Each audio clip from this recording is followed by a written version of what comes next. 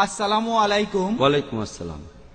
এটা সাধারণত মনে করা হয় যে টাই হলো ক্রসের প্রতীক, তাহলে আপনি কেন খ্রিস্টানদের লেবেলটা পড়েছেন?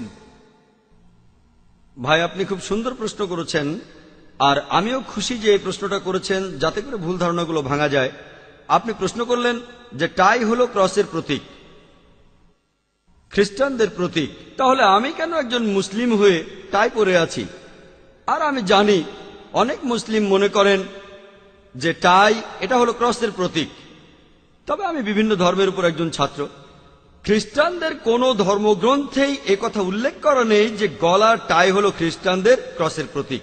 যদি এমনটা হয়, হাদিস পরিষ্কারভাবে বলছে আপনি সেই পোশাক পরবেন না যেটা অবিশ্বাসীদের পোশাকের মতো হয়। যদি সেটা অমুসলিমদের বিশেষ প্রতীক হয়ে থাকে, তাহলে সেই লেভেলটা লাগাতে পারবেন না, সেটা হারাম। আপনি বাইবেলে এমন কোনো কথা পাবেন না, বাইবেলে কোনো অনুচ্ছেদে এই কথা পাবেন না যেখানে বলা হয়েছে যে গলার টাই হলো ক্রসের প্রতীক। আমি আরো জানি যে অনেক মুসলিম পশ্চিমা কালচার পছন্দ করেন না, তাদেরকে দোষ দিচ্ছি না। আমি যেটা বলবো, আপনি যদি দেখেন অমুক জিনিসটা ক্ষতিকর, যদি আপনি দেখেন পশ্চিমারা কোনো খারাপ কাজ করছে, আপনি সেটা প্রতিবাদ করবেন। কিন্তু তারা যে ভালো কাজগুলো করে তাতে কোনো ক্ষতি নেই যদি সেগুলো মেনে নেন। আর যেগুলো নিরপেক্ষ সেগুলোতেও ক্ষতি নেই, এগুলো তো আপনার প্রতিবাদ করার দরকার নেই। কিছু মুসলিম পশ্চিমাদের কালচারটাকে এতটাই অপছন্দ করেন যে তারা সবকিছুতে প্রতিবাদ করে। তাই এই জিনিসটা কোনোভাবেই খ্রিস্টানদের ধর্মের প্রতীক নয়। এই প্রশ্নটা আমাকে পৃথিবীর বিভিন্ন জায়গাতে করা হয়েছে। আমি তখনও সবার সামনেই বলেছি, যদি কোনো মুসলিম এটা প্রমাণ করতে পারেন, যে কোনো সময় অকাট্য প্রমাণ করতে পারেন যে গলার টাই এটা ক্রস বা খ্রিস্টান ধর্মের প্রতীক, আমি সবার আগে টাই খুলে ফেলবো। আর আমি সবাইকে বলবো আপনারা কেউ টাই পরবেন না। টাই জিনিসটা কোনোভাবেই খ্রিস্টান ধর্মের প্রতীক নয়, এটা কোনো দিক থেকে ক্রসের প্রতীক না, এটা একটা কালচারাল ড্রেস। টাই নিয়ে গবেষণা করেছেন বিশেষজ্ঞরা, শোনা কথা না। বিশেষজ্ঞরা বলেছেন কিভাবে টাইয়ের প্রচলন হলো। কিছু বিশেষজ্ঞ বলেন ঠান্ডা আবহাওয়ার দেশে লোকজন টাই পরে তাদের ভারী জামা কাপড়গুলো আটকে রাখতো। দেখবেন ঠান্ডা দেশে লোকজন উলের পোশাক পরে, এটা কালচারাল ড্রেস, এটা খ্রিস্টানদের ধর্মীয় পোশাক না। আপনারা পৃথিবীর সব জায়গায় দেখবেন খ্রিস্টানরা টাই পরে। খ্রিস্টানরা যে টাই পরে আলহামদুলিল্লাহ আমি সেটা জানি, মুসলিমরা টাই পরে, হিন্দুরা টাই পরে। গলার টাই আসলে খ্রিস্টান ধর্মের প্রতীক না, এটা একটা কালচারাল ড্রেস। আর মুসলিমদের অনুমতি দেওয়া আছে যে তারা সেগুলো করতে পারবে যে জিনিসগুলো ইসলামিক শরিয়ার বিরুদ্ধে যায় না।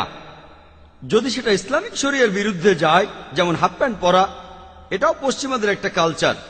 আমরা মুসলিমরা এটা পরবো না, কারণ পুরুষদের জন্য হিজাব বা আওরা হলো নাভি থেকে হাঁটু পর্যন্ত। মুসলিমরা শর্টস পরবে না, এটার অনুমতি নেই। আপনি গাড়িতে চড়ছেন, গাড়ি আবিষ্কার করেছিল খ্রিস্টানরা, পশ্চিমারা। আমি কি বলবো খ্রিস্টানরা গাড়ি আবিষ্কার করেছে তাই আমি এতে চড়বো না? প্লেনের ক্ষেত্রে একই কথা, সেখানেও কি এই কথা বলবো না? যে জিনিসগুলো শরিয়ার বিরুদ্ধে সেগুলো করব না। টাই জিনিসটা কোনোভাবেই খ্রিস্টান ধর্মের প্রতীক না। গলার টাই, লোকে বলে এটা নাকি ক্রসের মতো দেখতে। টাই খুলে উপরের অংশটা সোজা করে ধরেন, ক্রসের মতো দেখাবে।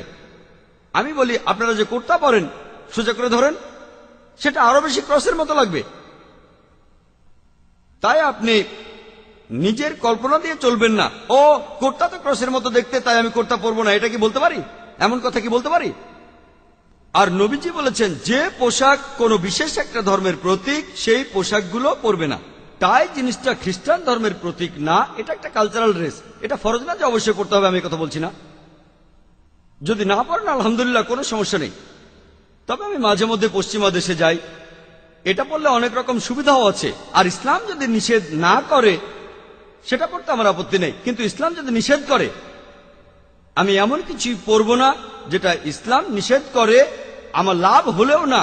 তবে এই গলারটায় আলহামদুলিল্লাহ ইসলাম এটার অনুমতি আছে, তাই এটাতে কোনো সমস্যা নেই যদি মুসলিমরা টাই পরে। আশা করি উত্তরটা পেয়েছেন।